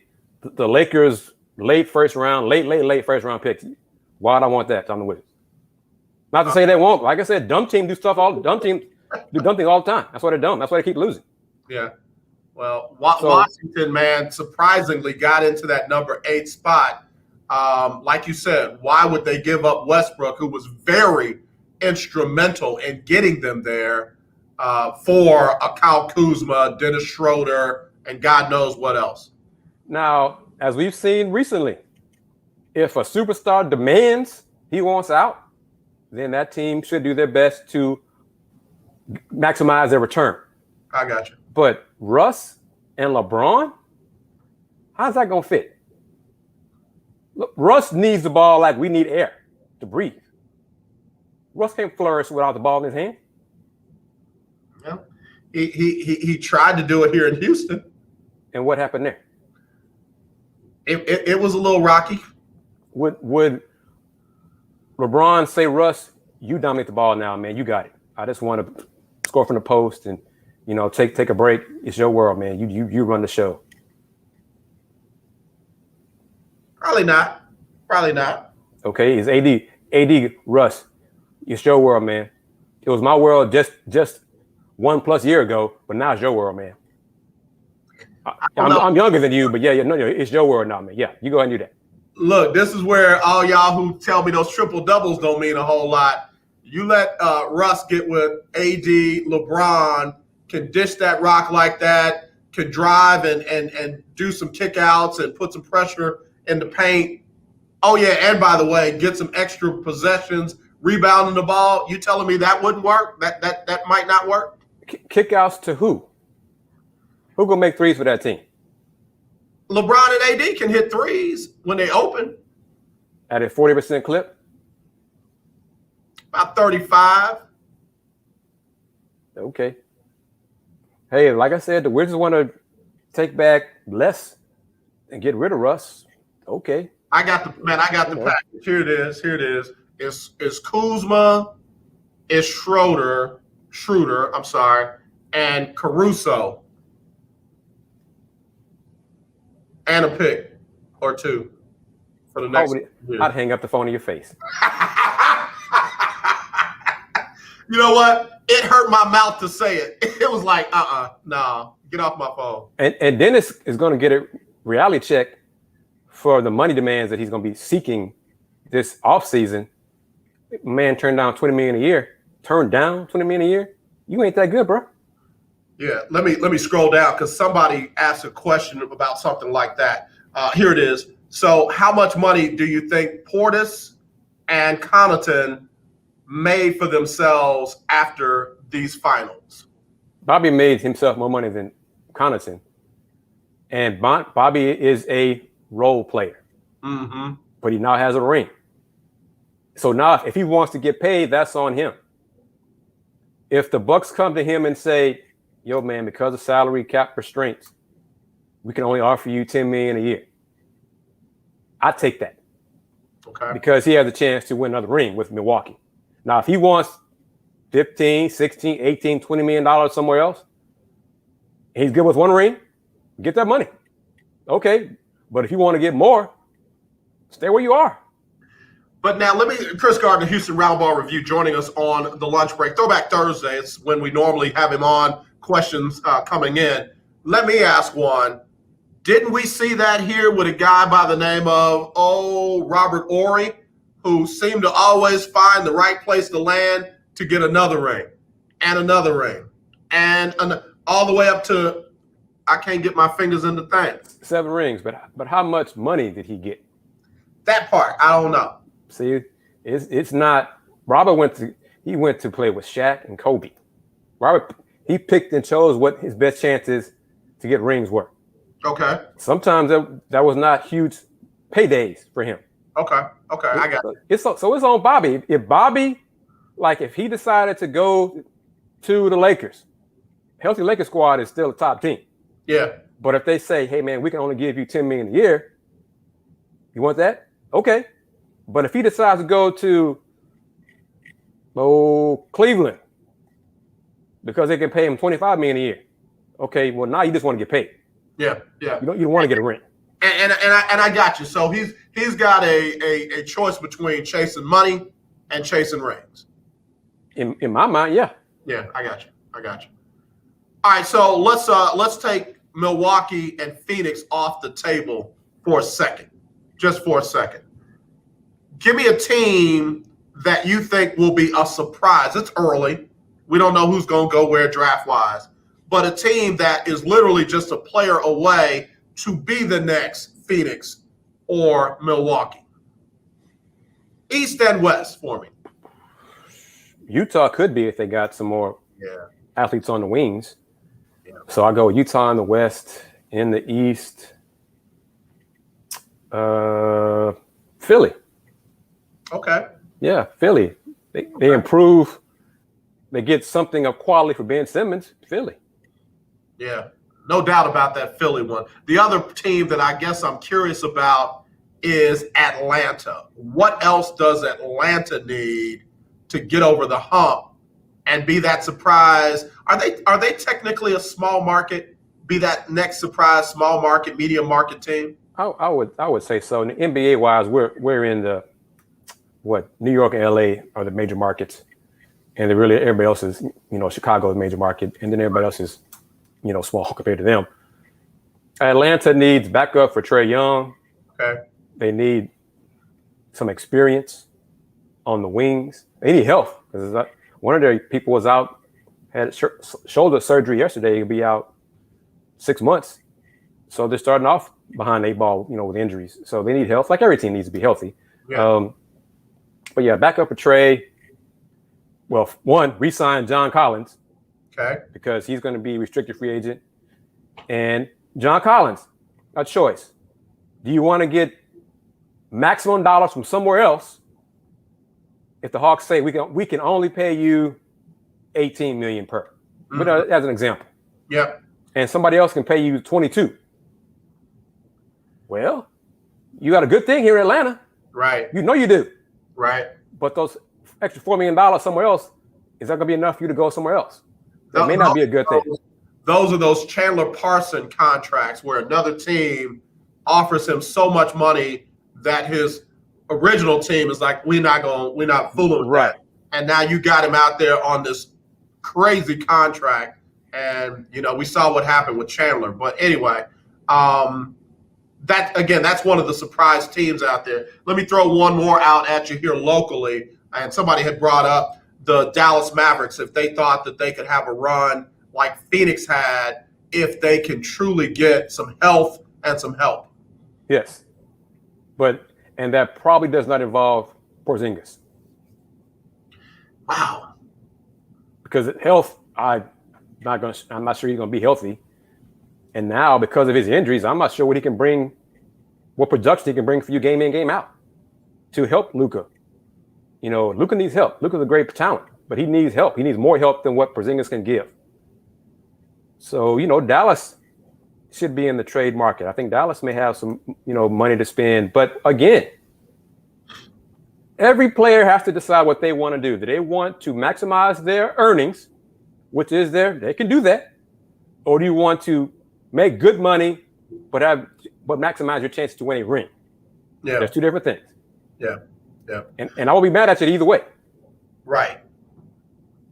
Willie Gibson chimed in and said, "Why Cleveland? Just like Devin Booker."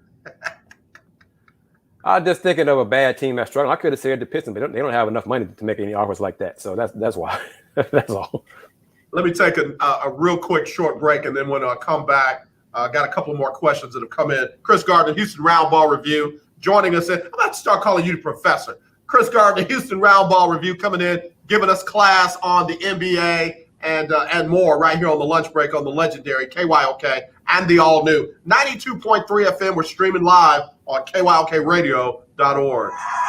Do you have high blood pressure or diabetes? Are you over the age of 65 and covered by Medicare? Then pay close attention to this message. Medicare has introduced some new benefits to help consumers during these cautious COVID-19 times. They realize many of you don't want to leave your home to visit a doctor. So now you can get a remote patient monitoring device shipped to your home at little or no cost to you. Now your doctor can identify your problems in real time, which could potentially save your life. Victory Medical can easily ship this monitoring device directly to your home at little or no cost to you. If you have high blood pressure or diabetes and you're covered by Medicare, make this free call right now to see if you qualify for a new remote patient monitoring device. Call now. 800-213-9527. 800-213-9527. 800-213-9527. That's 800-213-9527. Do you have a home that you don't want anymore? We can buy it from you within 24 hours. Any home, size, or condition. For over 20 years, we've been buying homes for cash and helping homeowners sell their homes immediately with no listings or strangers walking through your home. Are you moving? Did you lose your job? Going through a divorce? Whatever the reason, if you're in a bind and you know that you need to sell your house fast, call the expert team at I Need to Sell My House Fast. We'll make you a serious cash offer to buy your home in 24 hours and let you walk away from it. No listing, no waiting. Sell any home, any size, any condition now. Call the expert team at I Need to Sell My House Fast. Make this free call now. 800-306-1760. 800-306-1760. 800-306-1760. That's 800-306-1760. If your loved one has passed away due to COVID-19, pay close attention to this message. You could be entitled to a death benefit of over $300,000. The U.S. government has set up a fund to pay families relief if they've lost a loved one due to COVID-19. We know this is a hard time for you, and this fund has been set up by the federal government to help ease your pain. The compensation includes a death benefit and lost wages benefit. Time is limited, so we urge you to make a free phone call right now. There's no cost to you for this claim. All legal fees are only covered once you receive your money. So if you've lost a loved one due to COVID-19, call the legal helpline right now to find out if you qualify for a cash award. Here's our number: 800-876-7047. 800-876-7047. 800-876-7047. That's 800-876-7047. Paid for by the IPG Law Group. You're listening to 1140 AM and 92.3 FM, the legendary KYOK. Hey, what's going on? This is Lecrae, and right now you're listening to The Lunch Break. All right, y'all. We about to wrap it up right here on the lunch break on the legendary KYOK and the all-new 92.3 FM, streaming live, kyokradio.org. Got Kris Gardner, Houston Roundball Review, joining us. Let me go ahead and go to the phone line real quick. Somebody's calling in. Hello, you're live on the lunch break. Who's this? Willie Gibson. Hey, Willie Gibson. You're not calling to come out for my brother talking about them Cleveland Cavaliers, are you? No. I just wanted to tap in with some good brothers. Hey, man, you better tap in. Tap in with me. Tap in with me. Tap in with you, brother. For those who don't know, that's an inside joke. Marshawn Lynch got to announce one of the picks for the Seattle Kraken, the new hockey team, right? Right. And he couldn't pronounce the dude's last name, so Marshawn said, "What was this guy's name? Your boy, what? Yeah, boy, Cali. Boy, Cali." And he said, "Yo, big dog, if I didn't say your name right, tap in with me so I can get it right." Yeah, I like that. I like Marshawn. All right, Willie, you tapped in. What's up? Oh, man, that's it. I don't have anything. I really don't. He does. He's going to save it for a Sunday show on wait a minute. Now, y'all not getting ready to do. No. What we not going to do is be saving stuff for the Sunday show. See, what I was going to say was, I wish there was a show that had that would prepare me for the draft a week from today. I was going to say that, but I didn't. So, see, you know what? I feel like my little brothers are cutting up on me. I think I'm the oldest one on this phone and internet right now. I think they cutting up on me. I'm gonna tell Mama. I'm finna tell Mama. He playing. All right, so let me ask my question to both of y'all, and somebody call Andy and get him on here real fast. All right, so the question was about the NBA Finals and Giannis. Like, how can you not like Giannis Antetokounmpo, and how can you not already put him up as one of the better players, given he didn't even start playing basketball until he was 17 years old? Willie, I'll let you go first since you're on the phone. There's no reason. There's no reason you can't. Like we talked about yesterday, if Giannis was from Atlanta, Georgia, and not Athens, Greece, it wouldn't be this issue. But there's no reason not to like this guy. I mean, his story alone. I started playing basketball to get my family out of the struggle. Yeah. It just worked and worked and worked and worked and worked. And now he's at the pinnacle of his game. So I honestly don't see a reason for you or anyone not to like him. Yeah. That and him and his wife going to, what was it, Chick-fil-A? Yeah, right. And over a 50-piece chicken nuggets, man. I like this dude. Giannis might get on that house list where he can come knock on my door and say, "Yo, who is Giannis? Yo, man, if you don't come on in here with your big old tall self." Kris, how can you not like him? And, again, given when he started playing basketball, I think the one that comes to mind most recently, Hakeem didn't play basketball as a young kid either, did he? He played soccer. Dream played soccer. Right. Haters going to find any reason to hate on Giannis. I got you. Because he ain't from here, because his last name is difficult to pronounce, because whatever.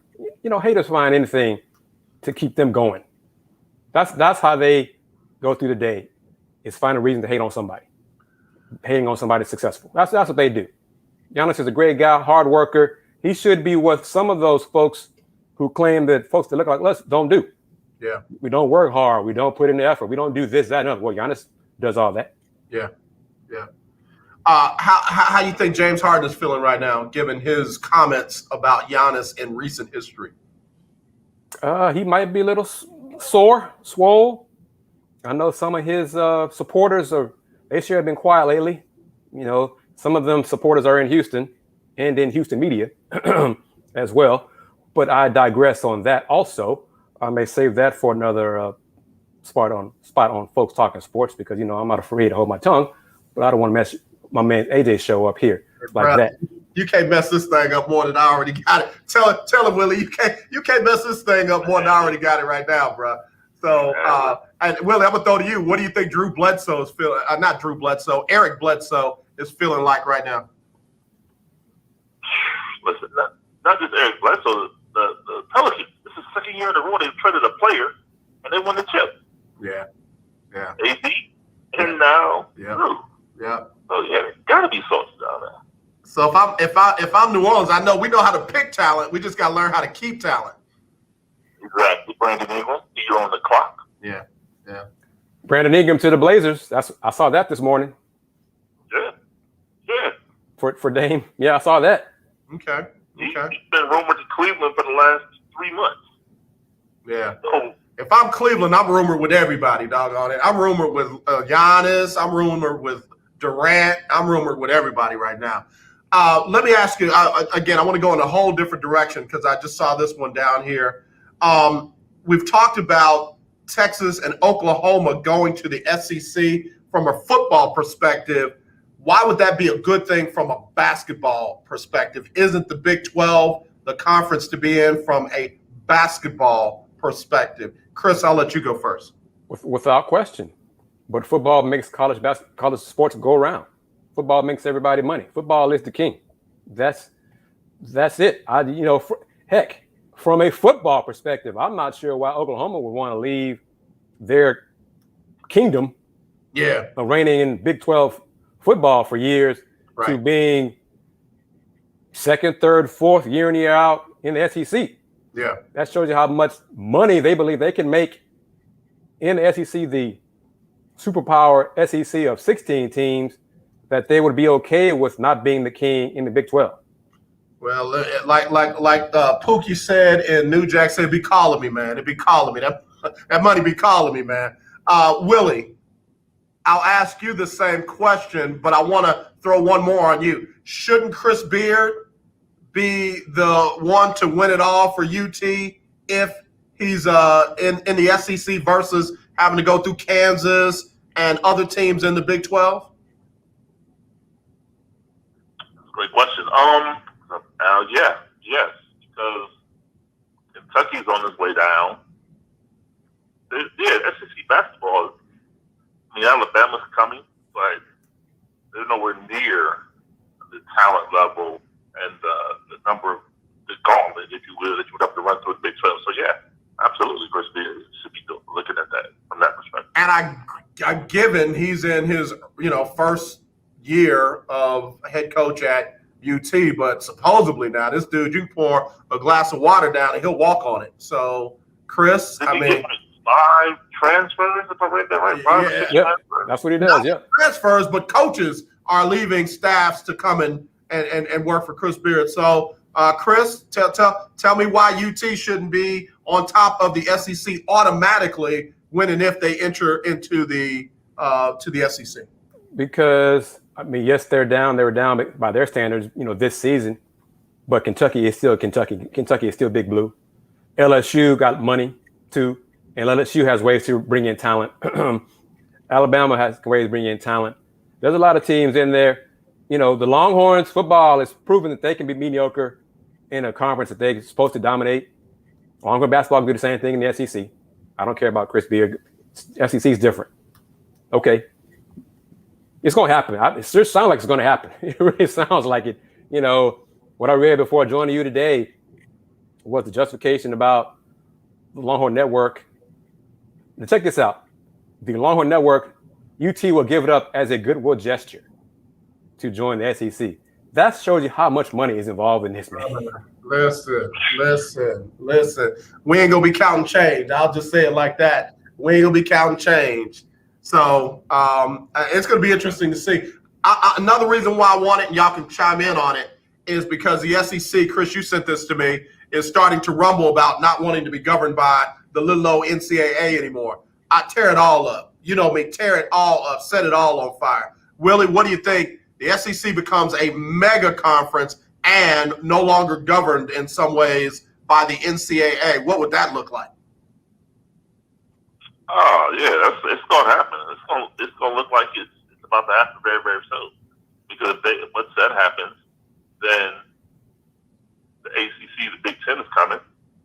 I mean, Mark Emmett kind of alluded to it himself that the usefulness of the NCAA is coming to a close. Right. And these teams and these schools and these conferences are beginning to realize it. They realized it, but now it's starting to put feet to what they've been saying this entire time. So it's the beginning of the end. Mark Emmert's on the clock. Yeah. Kris, your thoughts on it? It's past time. It is really time for the big conferences, the big boys, to separate themselves even further and just have this like we have in Texas high school. You got a 6A, you got a 5A. Yeah. Hey, go ahead and have those 64 teams in your own super league, whatever, and then everybody else just get in where they fit in. Figure it out. Guys, I hate to do it. We got to go. Willie, go ahead and tell everybody where they can find you and follow you, Mr. Will Knows. Appreciate you. Will Gibson 7 on Twitter, Instagram, the Will Knows Facebook page, Will Knows podcast, and also joining with my good brother KG on Folks Talking Sports this Sunday at 7 p.m. Central, along with Andy Yanez. All right, appreciate you, Will. Tell the family we said hello, man. Kris Gardner, go ahead and lock it in, bro. Tell everybody where they can find you and follow you as well. As always, man, AJ, thank you very much for having me on the show. I'm Kris Gardner of the Houston Roundball Review, HoustonRoundballReview.com, Houston Roundball Review on YouTube and the gram. Twitter is THEHR Review. As my man Will touched on it, part of a trio, quartet sometimes, Folks Talking Sports streaming. Next show will be Sunday, July 25th, 7 p.m. Central Time. Will, me, Andy Yanez, and maybe one or two other guests. I might see if I can pull somebody on to talk about this Longhorn, Oklahoma stuff. So we'll see, man. So tune in. We're doing it. We got a sponsor lined up for college basketball season. Looking for some more for right now. Hey, we believe what we're doing. Come join the ride. Kim Y. Davis, Chalk Talk Sports would definitely be a good one for that. Great idea. I need to get in touch with Sis anyway. So because we were missing on each other on last week. So very good idea.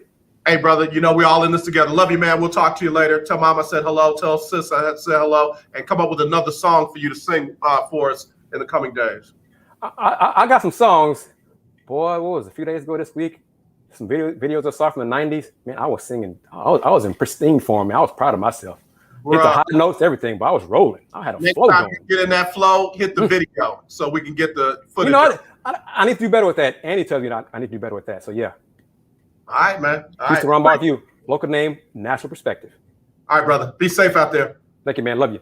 Love you too. Hey, listen, I wanted to get to the birthdays real quick because one of our sister colleagues is celebrating a birthday. She's expecting a beautiful baby, and I got to shout out to Erica Fernandez. She's been on the show. Erica's celebrating her 33rd today. Love you, sis. Happy birthday to her. Lawrence Sorrells is celebrating his birthday. Isaiah Salome celebrating a birthday with a cuz. Dolores Jones, happy birthday to you. Dr. Karen Davis, 52. Mary Bozeman celebrating her 54th. And John Harris celebrating his birthday as well. So let me get somebody on to sing happy birthday to y'all real quick. And then we got to get to Sybil Wilkes right after this on the lunch break. Oh, go shawty, it's your birthday.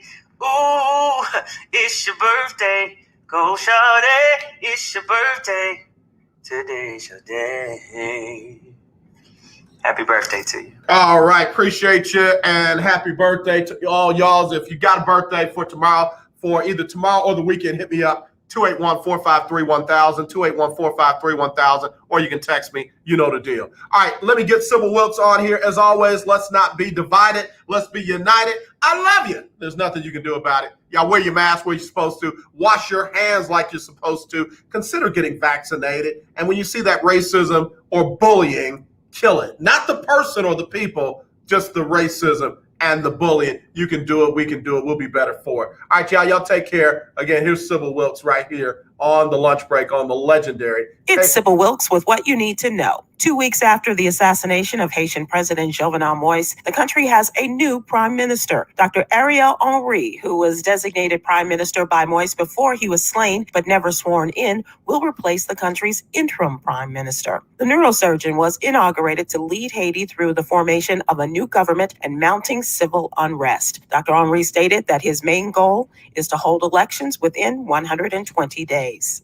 A new study reveals that the Johnson & Johnson vaccine is significantly less effective against the Delta and Lambda variants than against the original virus than other vaccines. Antibody levels in patients who received the Johnson & Johnson vaccine were 5 to 7 times lower when exposed to the Delta variant compared to 3 times lower in Pfizer and Moderna patients. It suggests that the 13 million Americans who received the Johnson & Johnson vaccine will need boosters to protect against the variants. I'm Sybil Wilkes. Be informed, be empowered.